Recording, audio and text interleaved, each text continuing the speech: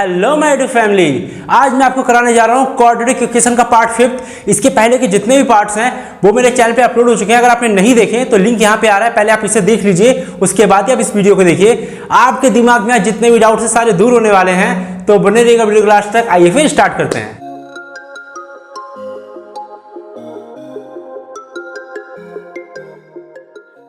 चलिए question number 5 की बात करते हैं। क्वेश्चन नंबर 5 आपकी स्क्रीन पे आ रहा है, उसे देख लीजिए। इसमें यह कह रहा है कि एक राइट एंगल ट्रायंगल है और उस राइट एंगल ट्रायंगल का जो एल्टीट्यूड है वो अपने बेस से 7 लेस है, यानी कि 7 कम है। तो सबसे पहले हम ये समझते हैं कि राइट एंगल ट्रायंगल क्या होता है। देखिए, ये जो मैंने बनाया है ये है राइट एंगल ट्रायंगल। मैंने कैसा पहचाना? क्योंकि इसके तीनों एंगल में से 1 angle, 2 angle and 3rd angle में से कोई एक एंगल 90 डिग्री का होना जरूरी होता है। अगर एक एंगल 90 डिग्री का है, कोई भी एक, तो वो राइट एंगल ट्रायंगल होता है। तो ये है राइट एंगल ट्रायंगल। मैंने रफली फिगर बनाया, आपको भी रफली फिगर ही पेपर में बनाना पड़ेगा। ओके, अब इसमें ये कह रहा है कि जो इसका एल्टीट्यूड है, क्या है? एल्टीट्यूड, ठीक ना, वो अपने बेस से 7 कम है, ठीक है ना। तो इसमें जो कंडीशन हमको दे रखी है वो एल्टीट्यूड के लिए दे रखी है, ठीक है ना, लेकिन बेस के लिए कोई भी कंडीशन नहीं दे रखी है। तो मैंने ले लिया लेट बेस ऑफ ट्राइंगल। इस ट्राइंगल का जो बेस है वो मैंने क्या ले लिया? एक्स। अब आप सोचेंगे सर ये बेस क्या होता है? तो देखिए, 90 के सामने वाली जो साइड होती है उसको बोलते हैं हाइपोटेनियस। 90 के सामने जस्ट क्या है? ये है ना, इसको बोलते हैं हाइपोटेनियस। अब ये जो नीचे वाली होती है और ये ऊपर वाली होती है, इसमें से कोई भी एक बेस हो सकती है और कोई भी एक एल्टीट्यूड हो सकती है। तो इसकी कोई गारंटी नहीं है, कोई भी बेस और कोई भी एल्टीट्यूड हो सकती है। तो मैंने सोचा कि ये बेस है। क्या बेस है? ये मैंने सोच लिया कि ये जो नीचे वाली साइड है ये बेस है। आप चाहो तो बेस ये ले सकते हो, कोई पक्का नहीं है, कोई भी दिक्कत नहीं है, बिल्कुल राइट होगा, ठीक है ना। तो इसमें ये कह रहा है क्वेश्चन में, जो इसका एल्टीट्यूड है, क्या है? एल्टीट्यूड जो ये है वो बेस से 7 कम है, 7 लेस है, ये क्वेश्चन में दे रखा है। तो मैंने बेस ले लिया x है, x से 7 कम है तो -7 तो होगा ना। मैं आपसे बोलूं कि आपके पास 10 रुपए हैं, 10 रुपए में आप 7 रुपए लेस कर रहे हो, 7 रुपए खर्च कर रहे हो, तो कितने रुपए आपके पास बचे? आप बोलेंगे 3 रुपए। तो 10 - 7, तो बस यही चीज है। टोटल बेस हमारे पास x है, x में से 7 लेस हो रहा है एल्टीट्यूड, तो ये हमारा एल्टीट्यूड बचा। ओके, तो बेस x हो गया, एल्टीट्यूड क्या हो रहा है? बेस में से 7 लेस। ओके, तो ये हमारा एल्टीट्यूड हो गया। तो एल्टीट्यूड कितना हो गया जी? हो गया x - 7। ओके, क्लियर इतना? ठीक है ना। अब क्वेश्चन में आपसे कह रहा है कि हाइपोटेनियस है 13 सेंटीमीटर, यानी कि आपकी जो हाइपोटेनियस है वो आपको क्वेश्चन में दे रखी है। क्लियर है ना। तो आपको क्या दे रखा था? एक राइट एंगल ट्रायंगल है। राइट एंगल ट्रायंगल का जो एल्टीट्यूड है, एल्टीट्यूड जो है वो बेस से 7 लेस है। तो बेस क्या है? x से 7 लेस का मतलब -7। अगर ये क्वेश्चन में होता 7 मोर है तो मैं यहाँ प्लस कर देता। क्या कर देता? प्लस कर देता। लेकिन यहाँ पे क्या है कि लेस बोला है तो मैंने माइनस करा, ठीक है ना। और हाइपोटेनियस हमको दे रखा है, कितना दे रखा है? 13। तो जो ये 90 के सामने वाला हाइपोटेनियस होता है ना, हाइपोटेनियस, ये है हमारा 13 सेंटीमीटर। Okay, clear. अब देखिए, इस क्वेश्चन में आपसे कह रहा है कि फाइंड अदर 2 साइड्स, 2 साइड्स को फाइंड करिए। तो यानी कि ये साइड तो हमें पक्की है कि 13 है, तो कौन सी 2 साइडें बची? एक तो ये बची, दूसरी ये बची। तो हम क्या करेंगे? x की वैल्यू निकालेंगे तो हमारा बेस आ जाएगा, और फिर x की वैल्यू इसमें पुट कर देंगे और 7 में से माइनस कर देंगे तो हमारा एल्टीट्यूड यानी कि ये साइड आ जाएगी। ओके, इस क्वेश्चन को लगाने के लिए हम यूज करेंगे बाई पाइथागोरस थ्योरम।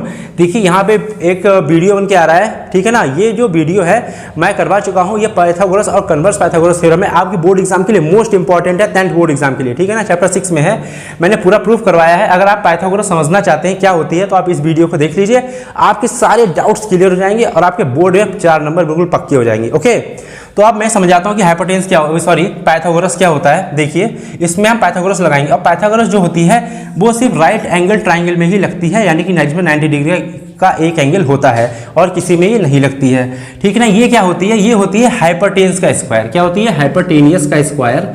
हाइपोटेनियस मतलब हाइपोटेनियस है 90 के सामने वाले हाइपोटेनियस है, ठीक है, इज इक्वल टू बेस का स्क्वायर प्लस परपेंडिकुलर का स्क्वायर। अब बेस और परपेंडिकुलर आगे पीछे भी कर सकते हो। परपेंडिकुलर यहाँ लिख लीजिए, बेस यहाँ लिख लीजिए, कोई दिक्कत नहीं, लेकिन हाइपोटेनियस हमारा फिक्स रहेगा। ओके, क्लियर है। तो हाइपोटेनियस का square is equal to base का स्क्वायर प्लस परपेंडिकुलर का स्क्वायर, यही होता है। यही क्या होती है? पाइथागोरस थ्योरम होती है, यानी कि हाइपोटेनियस का स्क्वायर प्लस बेस का स्क्वायर प्लस परपेंडिकुलर, यानी कि परपेंडिकुलर का मतलब यही एल्टीट्यूड को ही परपेंडिकुलर कहते हैं, ठीक है ना। कंफ्यूज मत होना। अब देखिए हाइपोटेनियस कितना है? हाइपोटेनियस है हमारा भाई 13 ही तो हाइपोटेनियस है। तो मैंने इसके प्लेस पे क्या रख दिया 13, ओके। इस पे स्क्वायर था, मैंने स्क्वायर लगा दिया, ठीक है। इक्वल टू ये बेस है। बेस क्या है, मैंने बेस किसे लिया है, बेस मैंने लिया है एक्स को, तो मैंने इसके प्लेस पे एक्स रख दिया। स्क्वायर है तो मैंने स्क्वायर लगा दिया, ठीक है। प्लस लगा दिया। परपेंडिकुलर, यदि परपेंडिकुलर को एल्टीट्यूड बोलते हैं तो एल्टीट्यूड कितना है हमारा x-7, तो मैंने यहाँ पे लिख दिया x-7। इस पे स्क्वायर लगा तो मैंने स्क्वायर लगा दिया, बात खत्म, ठीक है ना। अब हम इस इक्वेशन को सॉल्व करेंगे, ठीक है ना। इस इक्वेशन को सॉल्व करेंगे तो जिसको उतारना है उतार लीजिए, मैं थोड़ा इरेज करूंगा, ओके। ये फटाफट से इस इक्वेशन को सॉल्व कर लेते हैं। देखिए कैसे सॉल्व होगी ये। यहाँ पे लिखा है 13 का स्क्वायर। 13 का स्क्वायर का मतलब हो गया 13 की 2 बार मल्टीप्लाई, यानी कि 13 इंटू 13। अगर यहाँ पे पावर 3 होती, जो कि होती नहीं, अगर होती तो 13 की 3 बार मल्टीप्लाई होती, 13 इंटू 13 इंटू 13। तो होल स्क्वायर का यही मतलब होता है, इसकी 2 बार मल्टीप्लाई। तो 13 की जब आप 2 बार मल्टीप्लाई करेंगे तो आपका आएगा 169। कितना आएगा 169, ठीक है ना। इक्वल टू लगा दिया। एक्स का स्क्वायर तो एक्स का स्क्वायर होता है, इसको तो आप चेंज ही नहीं कर सकते। फिर लिखा है x-7 का होल स्क्वायर। देखिए आपने एक आइडेंटिटी पढ़ी होगी, वो आइडेंटिटी होती है a माइनस बी का whole square, a square plus B square minus 2ab। 100% पढ़ी होगी, 9th में आप पढ़ के आए होंगे। तो हमारा x है a, 7 क्या है b, तो a माइनस बी का होल स्क्वायर जो होता है a square B plus B square minus 2ab। पहला क्या होता है a स्क्वायर, a कितना हमारा x, तो x का स्क्वायर। देखिए प्लस लगाया तो मैंने प्लस लगा दिया। पहला क्या होता है a स्क्वायर, तो a क्या है हमारे पास, a है हमारे पास x, तो x का स्क्वायर, ठीक है। फिर कुछ आइडेंटिटी में होता है प्लस b स्क्वायर, b हमारे पास क्या है 7, तो 7 का स्क्वायर, ठीक है। फिर आइडेंटिटी में होता है माइनस, फिर होता है 2, फिर होता है 2, आइडेंटिटी में होता है 2।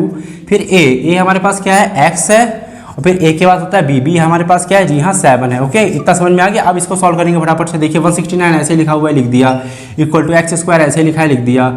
नहीं 2 बार है ये। अब देखिए यहाँ पे समझिए, यहाँ लिखा x square plus x square, तो यहाँ पे देखिए एक्स के आगे 1 है, यहाँ पे एक्स के आगे क्या है 1, बीच में क्या लगा है प्लस, तो 1 प्लस 1 कितना हो जाएगा 2 हो जाएगा, और एक्स स्क्वायर हम ऐसे ही लिख देंगे। समझ में आई बात, क्लियर है। फिर प्लस लगा दिया।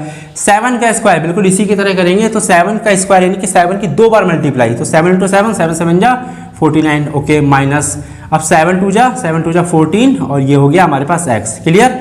अब देखिए इस इक्वेशन को किस तरीके से सॉल्व करेंगे। ये हमारे पास लिखा है 2x स्क्वायर, मैंने देखो ऐसे ही लिख दिया, ठीक है। फिर प्लस लिखा है, फिर 49 लिखा है, ठीक है। फिर माइनस लगा है, फिर 14x लिखा है, मैंने ऐसे लिख दिया।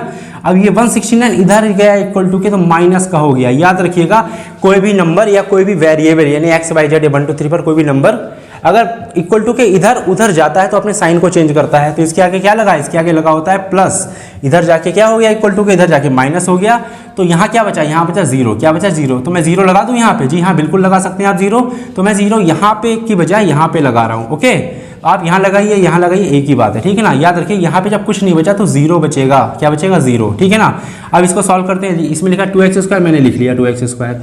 ये लिखा है माइनस का 14x, तो मैंने माइनस का 14x लिख लिया। मैंने इसको पहले लिख लिया, ठीक है ना, कोई दिक्कत नहीं। आप चाहो तो बाद में लिख लो, कोई दिक्कत नहीं। अब देखिए यहाँ लिखा है 49 और लिखा है माइनस का 169। आप 49 में से माइनस का 169 करोगे, यानी कि 49 माइनस 169, तो कितना आंसर आएगा, 9 में से 9 गया 0, और 16 में से 4 जाएगा, कितना बचेगा 12, सॉरी 9 में से 9 गया 0। तो देखिए 120 कितना बचा 120। अब यहाँ पे साइन क्या आएगा, प्लस या माइनस, जी यहाँ पे आएगा माइनस। मैंने कैसे पहचाना माइनस आएगा, कि बड़ा नंबर कौन सा है, बड़ा नंबर है दोनों में से 169 के आगे क्या लगा है, जी माइनस लगा है, तो मैंने यहाँ पे माइनस लगा दिया। ये पहचानने का तरीका होता है, जो भी दोनों में से बड़ा नंबर हो उसके आगे जो साइन लगा हो वही यहाँ पे लगा देते हैं, इक्वल टू 0 0, ठीक है ना। आई बात समझ में। अब देखिए क्या करेंगे हम, मैंने आपको कई बार ये बात बताई है, इसको सॉल्व करने का तरीका। इसके करेंगे हम फैक्टर, लेकिन फैक्टर से पहले हम इसमें से 2 कॉमन लेंगे। क्या कॉमन लेंगे 2। अब भाई 2 कॉमन क्यों लेंगे, देखिए जो तीनों नंबर हैं, ये तीनों नंबर जो है वो 2 के टेबल में आते हैं।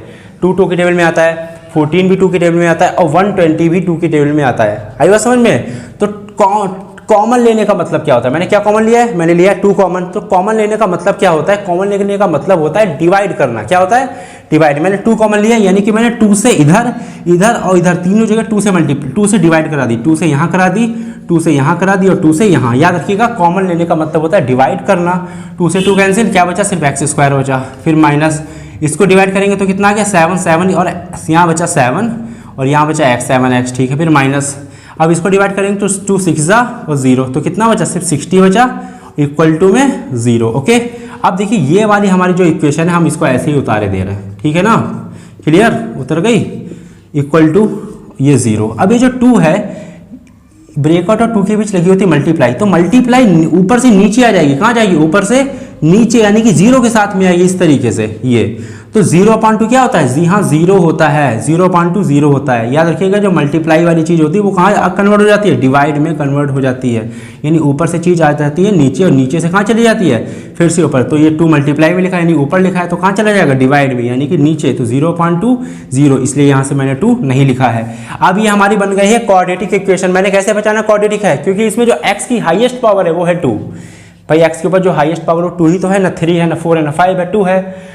तो जो 2 पावर होती है वही होती है क्वाड्रेटिक इक्वेशन। और अब इसको सॉल्व करने वाले हैं, इसकी वैल्यू निकालने वाले हैं, तो जिसको भी उतारना है वो उतार सकता जी हाँ है। ओके चलिए अब हम अपने क्वाड्रेटिक इक्वेशन को सॉल्व करते हैं। देखिए मैंने इसको सॉल्व करना अपनी हर वीडियो में बताया, आपने जितने भी पार्ट्स अगर नहीं देखे हैं तो आप उसे देख लीजिए। आप इसको सॉल्व करना मिनटों में सीख जाएंगे। फिलहाल मैं आपको फिर से सिखा देता हूँ। देखिए इसमें क्या करते हैं, यहाँ पे एक्स स्क्वायर के आगे कौन सा नंबर है? एक्स स्क्वायर के आगे कोई भी नंबर नहीं यानी कि 1 है। क्या है? 1। यानी एक्स स्क्वायर का कोफिशिएंट यानी कि एक्स स्क्वायर के मल्टीप्लाई में क्या लगा है? 1 लगा है। अब बताइए इन तीनों में कांस्टेंट टर्म कौन सी? कांस्टेंट का मतलब होता है कि जिसमें x ना लगाओ। तो तीनों में कांस्टेंट टर्म कौन सी है? ये वही, इसमें x लगा तो ये नहीं है, इसमें x लगा ये भी नहीं है, इसमें x नहीं लगा, कांस्टेंट टर्म ये है।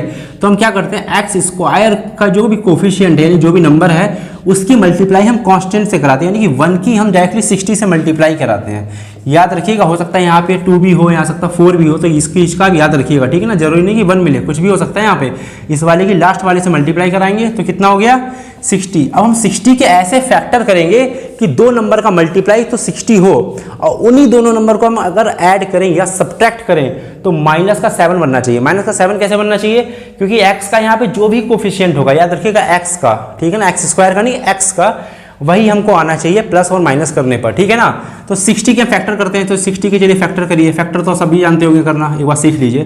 2 3 जा 6, फिर 2 से करेंगे तो 15 आ जाएगा, फिर हम 3 से कर देंगे, चलिए इसे तो कितना आ गया? 5 आ गया, फिर 5 से कर देंगे तो 1 आ गया। ओके अब हमको घुमा फिरा के इन सब की आपस में मल्टीप्लाई करानी है, फिर देखते हैं कि -7 एडिशन या सब्ट्रैक्शन करने पे आता है कि नहीं। तो हम क्या कर रहे हैं, देखिए हम तीनों की पहले आपस में मल्टीप्लाई करा रहे हैं, इन 3 की। आप चाहो तो 2 की करा लो, ठीक है ना। अगर नहीं आया 2 कराने पर तो आप 3 की कराइए, अगर 3 आने पे नहीं कराया तो 2 की कराइए। जैसे जैसे फैक्टर आएंगे उस हिसाब से काम करेंगे, ठीक है ना। चलिए मैं आपको थोड़ा गलत करके दिखाता हूँ, पहले मैं रॉन्ग करूँगा, ठीक है ना, फिर राइट करूँगा जिससे आपको समझ में आएगा। तो चलिए मैंने पहले 2 की मल्टीप्लाई करा ली, 2 2 जा 4, ठीक है ना। फिर 3 और 5 की करा ली, तो 3 5 जा 15। आप इन दोनों की मल्टीप्लाई करा के देखिए 60 ही आएगा। लेकिन अगर इनको ऐड करेंगे तो 7 बनेगा, या आप इनको सब्ट्रैक्ट करेंगे, माइनस करेंगे तो क्या 7 मिलेगा? तो 7 नहीं मिलेगा, यानी कि जो हमारे फैक्टर है वो गलत हैं। अब हमें और किसी तरीके से सोचने पड़ेंगे, तो सोचते हैं फटाफट। देखिए छोटे नंबर है, कोई दिक्कत नहीं। अब हम इन तीनों के मल्टीप्लाई कराते हैं। तो 2 की 2 से 2 2 जा 4, 4 की 3 से 4 3 जा 12 हो गया। बचा क्या हमारे पास? 5, तो 5 भी लिख लिया। याद रखिएगा आपस में सबकी मल्टीप्लाई करानी पड़ती है जोड़े बनाकर। मैंने इन 3 के जोड़े बना लिए, अकेला इसे कर दिया। हो सकता है अगर इससे भी ना मिलता तो मैं कोई और दिमाग लगाता, मैं 5 और 2 की बना लेता, 3 और 2 की अलग बना लेता, कुछ भी कर सकता था, ठीक है ना। मुझे फैक्टर बनाने हैं। अब आप इन दोनों का मल्टीप्लाई करके देखिए 60 ही आएगा। अब देखिए क्या इनको ऐड करने पर 7 आएगा? जी बिल्कुल नहीं, ऐड करने पर तो 17 आएगा, 7 तो आएगा नहीं। लेकिन अगर आप इनको सब्ट्रैक्ट करें यानी कि माइनस करें तो 7 बचेगा। लेकिन हमें चाहिए क्या है? माइनस का 7। तो माइनस के 7 के लिए क्या हो सकता है? 5 - 12। क्या हो सकता है? 5 - 12।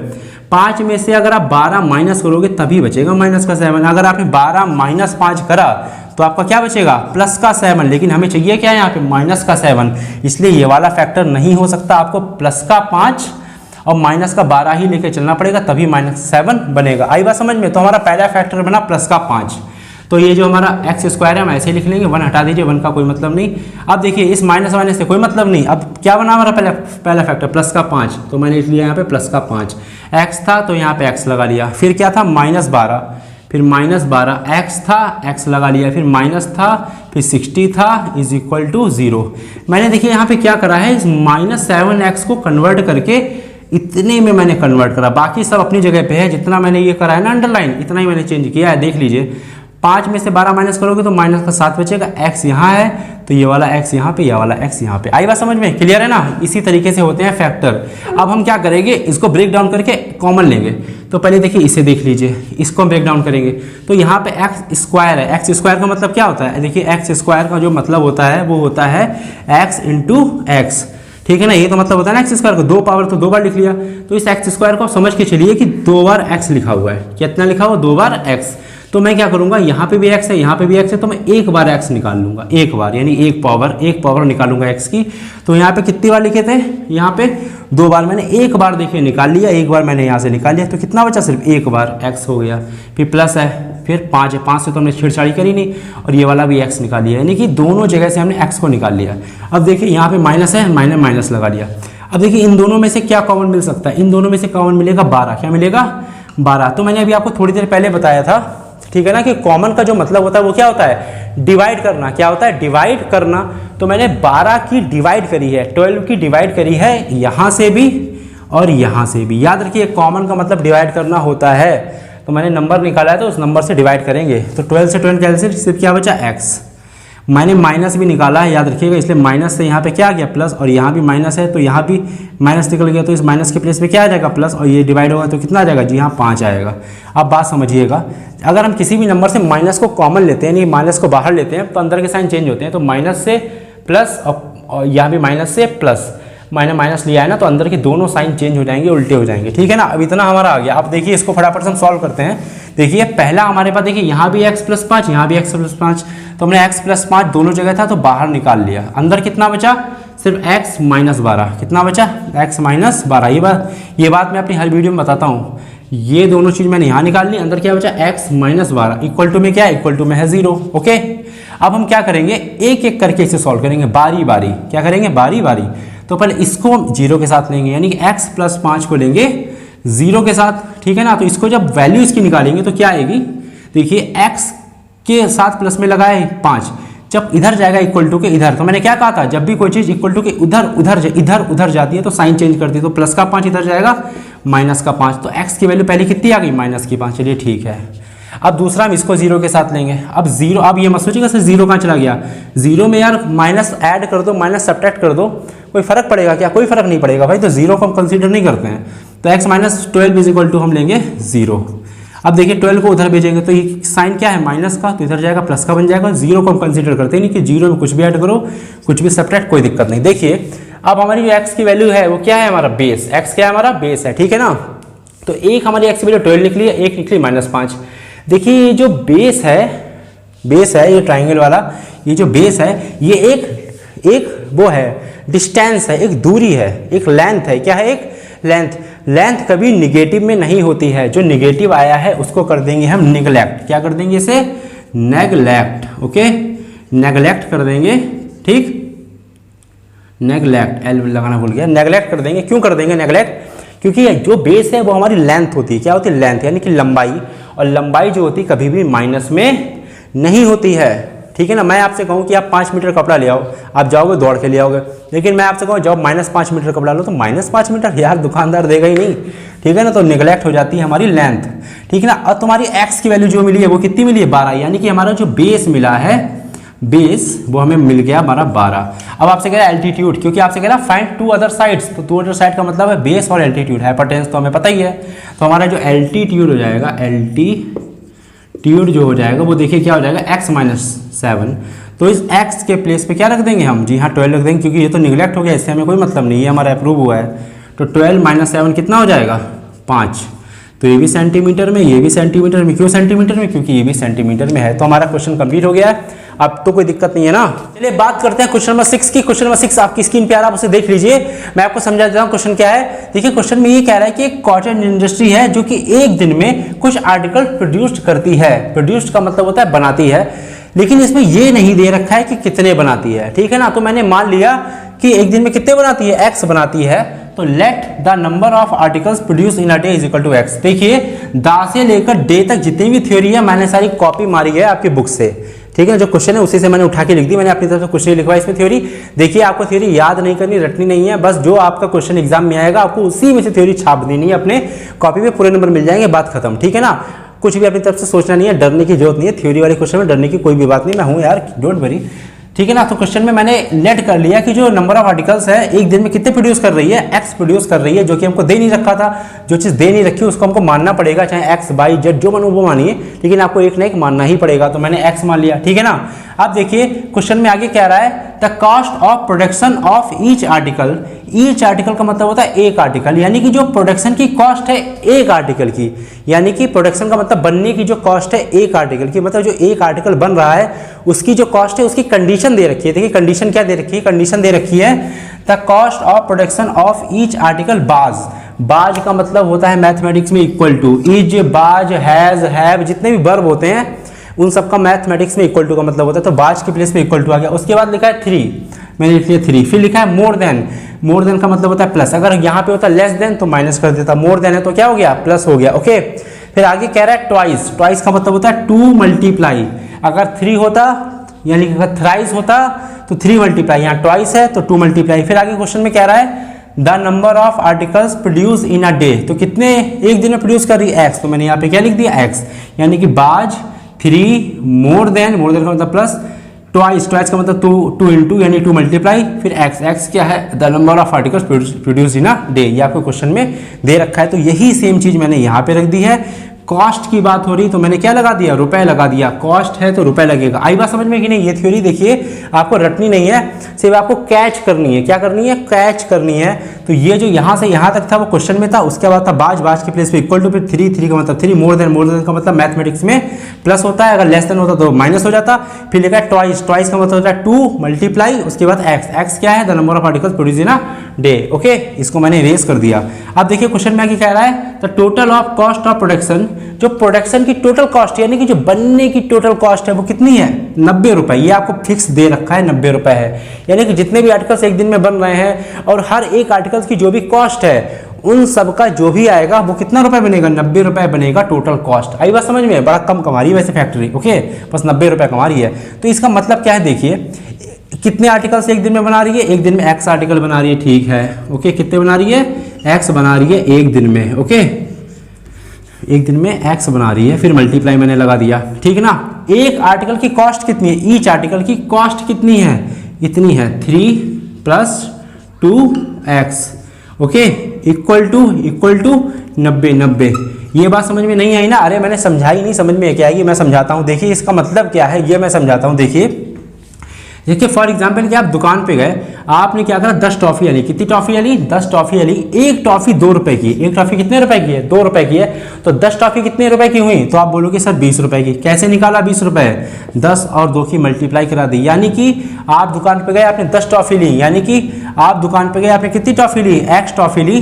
कितनी टॉफी ली, एक्स, यानी कि टोटल आर्टिकल्स कितने प्रोड्यूस कर रही है एक दिन में, एक्स प्रोड्यूस कर रही है, यानी कि आपने टोटल 10 टॉफी ली, ये टोटल है। और एक टॉफी की कॉस्ट कितने रुपए है, 2 रुपए है एक टॉफी की कॉस्ट, एक टॉफी का रुपए कितने रुपए है, 2 रुपए। यहाँ पे एक आर्टिकल, ईच आर्टिकल की कितनी कॉस्ट है, इतनी है। तो जितनी टॉफी आपने दुकान से ली और एक टॉफी की जो भी आपकी कॉस्ट, इन दोनों की क्या हो जाएगी, मल्टीप्लाई। इसलिए मैंने इसकी और इसकी क्या लगा दी, मल्टीप्लाई। जैसे मैंने 10 और 2 की मल्टीप्लाई 20 करी थी, सेम मैंने इसकी मल्टीप्लाई करी। आई बात समझ में।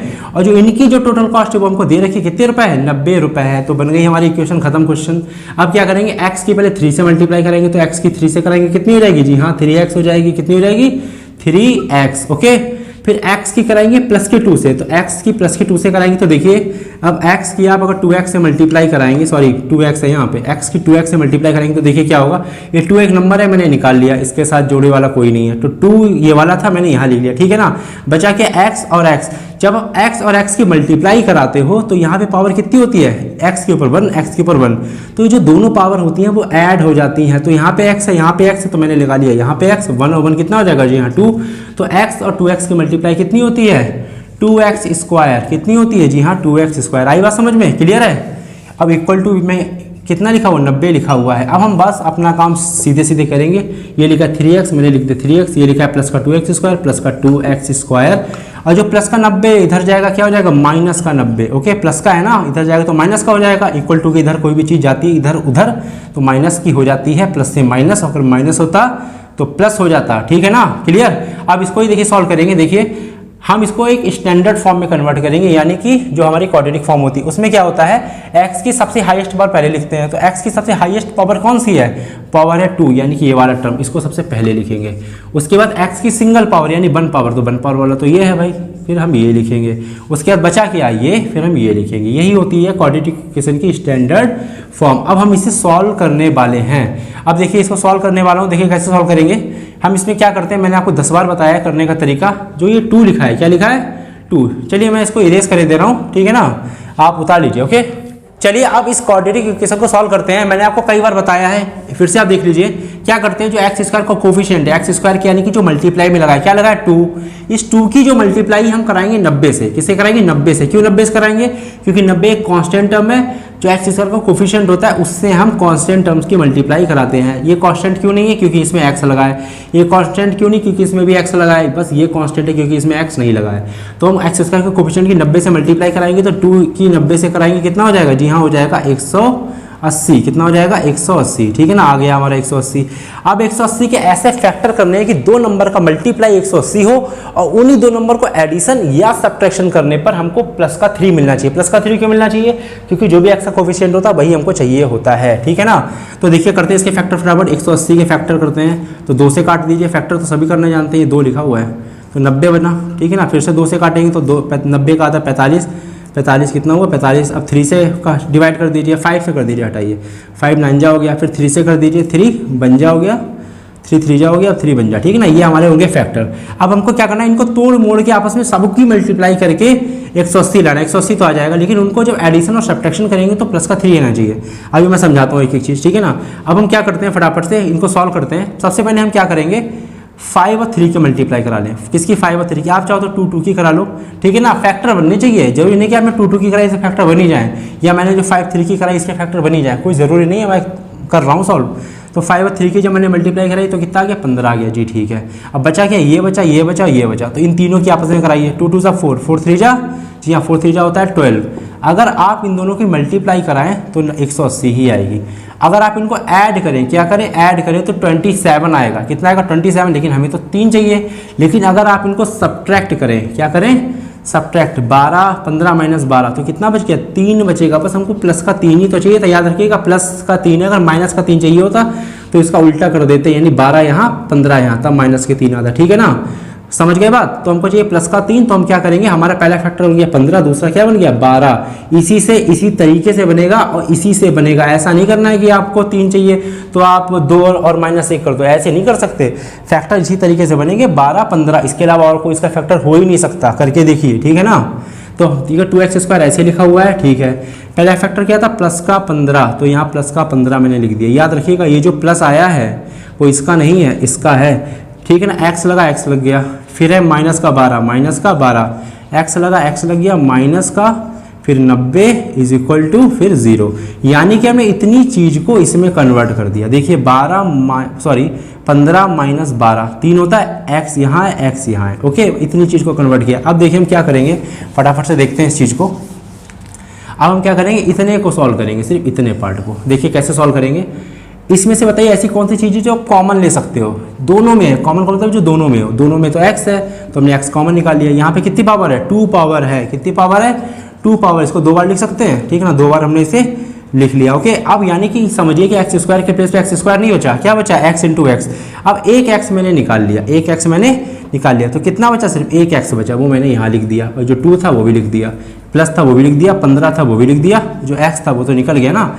दोनों जगह से एक एक x निकला है, ऐसा नहीं कि इसी से निकला हो, दोनों से निकला है। तो x ये निकल के यहाँ गया, यहाँ पे क्या बचा, कुछ भी नहीं बचा। आई बात समझ में। फिर देखिए माइनस यहाँ है, माइनस यहाँ है, तो मैंने माइनस निकाल लिया। अब दोनों में से क्या कॉमन मिल सकता है, कॉमन मिलेगा कितना, 6। कितना मिलेगा, 6। तो आप कहेंगे सर 90 निकाल लीजिए, 12 निकाल लीजिए। जी 12 नहीं मिल सकता कॉमन। क्या कॉमन मिलेगा, सिर्फ और सिर्फ 6। मैं आपको बताऊंगा अभी 6 क्यों मिलेगा। देखिए कॉमन का मतलब डायरेक्ट मैंने बताया था क्या होता है, डिवाइड करना। यानी कि 6 जो है वो इधर भी डिवाइड करेगा और इधर भी डिवाइड करेगा। तो 6 से जब इसे डिवाइड किया तो कितना आया, 6 2 जा, तो क्या बचा 2x। कितना बचा, सिर्फ 2x। माइनस मैंने ये वाला क्यों नहीं लिखा, क्योंकि माइनस मैं निकाल चुका हूँ, तो यहाँ माइनस नहीं बचा, क्या बचा, प्लस बचा। अब देखिए जो माइनस है मैंने यहाँ से भी निकाला है और यहाँ से भी निकाला है, दोनों साइड से निकाला है, तो माइनस से क्या हो जाएगा, प्लस। अगर किसी भी इक्वेशन से आप माइनस को कॉमन लेते हो, यानी कि माइनस को बाहर निकालते हो, तो दोनों जगह आ जाएगा प्लस, यानी कि साइन सारे चेंज हो जाएंगे, माइनस से प्लस और प्लस से माइनस हो जाएगा। अब इसको जब काटेंगे तो 15 आएगा, आप काट के देखिए, ठीक है ना, इक्वल टू 0। अब हमको क्या चाहिए होता है कि ये वाली जो चीज़ होती है ये वो हमेशा बराबर आनी चाहिए, इतनी और ये इतनी, ठीक है ना। अगर ये दोनों चीज़ें बराबर नहीं आई तो आपका क्वेश्चन कहीं ना कहीं मिस्टेक है, आप चेक करिए। ओके, तो इसीलिए मैंने 6 से डिवाइड किया। आप चाहो तो 12 भी कॉमन ले सकते थे, लेकिन 12 मैंने इसलिए नहीं लिया, 12 तो मिलता ही नहीं, छोड़िए बात ही खत्म करिए। 6 मिलेगा, ठीक है कॉमन, इसके अलावा कुछ भी कॉमन नहीं मिलेगा। तो वही कॉमन लीजिए जो आपको इस तरीके का टर्म यहाँ पे बना के दे दे। ओके, आप अपने दिमाग से सोचिए, आप प्रैक्टिस करिए, हो जाएगा। मैंने इसके पहले भी एक्सरसाइजेज में क्वेश्चंस कराए हैं, आप उसे देखिए और अच्छे समझ में आएगा, ठीक है ना। अब हम क्या करेंगे, देखिए ये यहाँ पे है, ये यहाँ पे, तो इन दोनों जगह से मैं इनको यहाँ पे निकाल के रख लेता हूँ। रख लिया, ठीक है ना। 2x प्लस कितना बचा, 15। ओके, यहाँ से दोनों जैसे निकाल के रखा है, बचा क्या, x माइनस 6। क्या बचा, x minus 6 equal to 0। Okay, अब देखिए हम क्या करेंगे, फटाफट से देखिए। अब जो इतनी चीज़ें हमें मिली है उसको हम 0 के इक्वल ले लेंगे। क्या ले लेंगे, 0 के इक्वल। ओके, 0 के इक्वल मैंने ले लिया। ओके, समझ में आई बात। अब देखिए हम क्या करेंगे, यहाँ से x को अकेला करेंगे। x को अकेला कैसे करेंगे, देखिए इसके साथ प्लस का 15 लिखा है, उधर ले जाएंगे तो प्लस से क्या हो जाएगा, माइनस। इक्वल टू के इधर जाएगा तो माइनस हो जाएगा। ये बात हमें पता है, नहीं पता तो आप समझ गए होंगे अब तक कि अगर कोई भी चीज़ इक्वल टू के इधर उधर जाती है तो अपने साइन को चेंज करेगी। प्लस से माइनस, अगर माइनस होता तो प्लस हो जाता, ठीक है ना। x यहाँ पे लिखा है, माइनस 15 यहाँ से लिखा। x को अकेला कर रहा है ना, तो इसके साथ 2 भी तो लगा, 2 को भी हटाएंगे तो 2 को ऊपर से कहाँ ले जाएंगे, नीचे। कहाँ ले जाएंगे, नीचे। डायरेक्ट मीनिंग में मल्टीप्लाई में है, ऊपर से नीचे जाएगा तो डिवाइड में कन्वर्ट हो जाएगा, ठीक है ना। मल्टीप्लाई से डिवाइड में हो जाता है और डिवाइड में होता तो मल्टीप्लाई में हो जाता, ठीक है ना। इतना आगे पहले x की वैल्यू। अब हम क्या करेंगे, इसको लेंगे। किसको लेंगे, इसको, तो यहीं पे ले रहे हैं, ठीक है ना। x माइनस 6 किसके साथ लेंगे, 0 के साथ। पहले हमने इसको 0 के साथ लिया ना, तभी तो ये आया। अब हम इसको 0 के साथ लेंगे तो देखिए इस 6 उधर जाएगा, किसका हो जाएगा, माइनस का 6 हो जाएगा, सॉरी प्लस का 6 हो जाएगा। तो x की पहली वैल्यू मिल गई प्लस का 6 और x की दूसरी वैल्यू मिल गई माइनस की 15/2।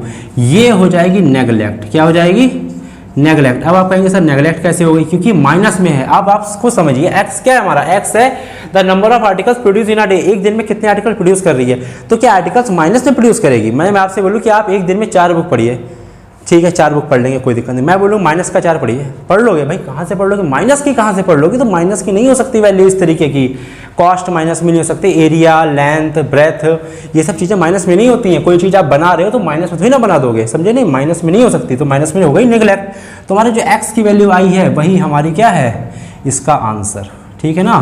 तो कितने आर्टिकल्स एक दिन में प्रोड्यूस करिए, 6, तो हमारा पहला आंसर आ गया। चेक करिए पीछे यही आएगा। अब हमसे कह रहा है हमको ये भी पता करनी है कॉस्ट क्या थी, यानी cost of production of each article. हर एक आर्टिकल की क्या कॉस्ट थी, यानी एक आर्टिकल बनाने में कितना रुपए उनका खर्च हो रहा था। तो देखिए कितना रुपए खर्च हो रहा था, 3 + 2x। कितना खर्च हो रहा था, 3 + 2x। बस हम इसी को सॉल्व करने वाले हैं। अब 3 + 2x है, हमने लिख लिया 3 + 2x। अब इस x के प्लेस पे वैल्यू रख देंगे, कितनी, 6। तो रख दीजिए x के प्लेस पे 6 रख दिया हमने, x के प्लेस ब्रैकेट लगा लिए, चाहे मल्टीप्लाई, एक ही बात है ना। इन दोनों के बीच मल्टीप्लाई लगी है तो हमने इन दोनों के बीच मल्टीप्लाई लगा ली, ठीक है ना। अब यहाँ पे 3 लिखा है, प्लस लिखा है, 6 की 2 से 6 2 जा 12, और 12 3 को जब हमने ऐड किया तो कितना आया, 15। ये रुपए में, तो ये भी किस में आ गया, रुपए। यानी कि एक आर्टिकल का कितना कॉस्ट है, यह 15 रुपए का कॉस्ट है सिर्फ एक चीज़ बनाने का। कितनी चीज़ें बना रहे हैं, एक दिन में सिर्फ 6 ही आर्टिकल्स बना रहे हैं, और एक आर्टिकल का कितने रुपए कॉस्ट है, 15 रुपए कॉस्ट है। आप 15 और 6 की मल्टीप्लाई कराइए, 90 ही आएगी, करके देख लीजिए, ठीक है ना। ओके, तो अगर आपको मेरे द्वारा समझाया गया ये दोनों क्वेश्चन अच्छे लगे हो तो वीडियो को सब्सक्राइब करें, सॉरी वीडियो को शेयर करें, लाइक करें। अगर मुझसे मिस्टेक होगी तो कमेंट करके जरूर बताएं। और मुझ में अगर आपको लग रहा है कुछ सुधरने की चीज़ है, या कुछ क्वालिटी गंदी है, आवाज़ गंदी है, कुछ भी समझ में नहीं आ रहा है, तो यार कमेंट करके बता दिया करो, क्योंकि इससे हेल्प हो जाएगी। मैं चीज़ें अपने अंदर चेंज कर पाऊंगा, या मेरे समझाने का तरीका आपको नहीं अच्छा लगता तो मुझे बताइए, मैं चेंज करूँगा।